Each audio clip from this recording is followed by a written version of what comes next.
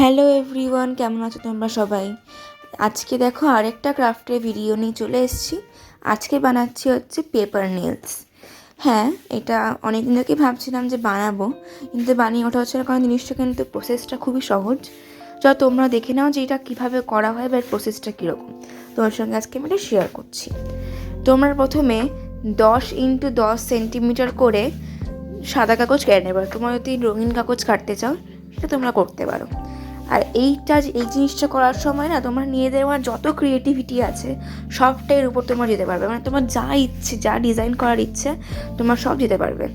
তো আমি দেখো 10 সেন্টিমিটার করে কাগজ নিয়েছি। 10 সেন্টিমিটার করে কাগজ নিয়ে আমি 10টা করে কাগজ কেটে নিয়েছি, 5×5 = 10টা। তো এবারে দেখো আমি কালার করছি, আমি পেন মার্কার দিয়ে করে নিচ্ছি। তারপরে খুব সিম্পল কিছু ডিজাইন করছি। তোমরা তোমাদের ইচ্ছে মতো ডিজাইন করো। আর দেখতেই পাচ্ছ আমি যেখানে বসে এই জিনিসগুলো করি সেটা হচ্ছে আমার পড়ার টেবিল আর কি। সেখানে আমি এরকম ধরনের ড্রয়িং অনেক ক্রাফটের জিনিস করি। দেখো আমি এখানে 10টা নেলস বানিয়ে নিয়েছি। তোমাদের ভিডিওটা কেমন লাগলো জানিও। বাই।